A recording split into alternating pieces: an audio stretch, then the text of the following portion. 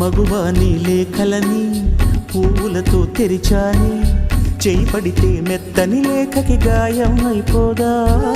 ప్రియుడా నీ ఊహలతో కరిగిపోతున్నా, వికసించే సిగ్గుల మొగ్గై నిన్నే నేను ప్రేమిస్తున్నా.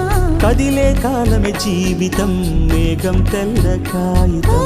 వ్రాసి నీకే ముందుగా మదిలో మాట తీయగా, చంద్రుడు సూర్యుడు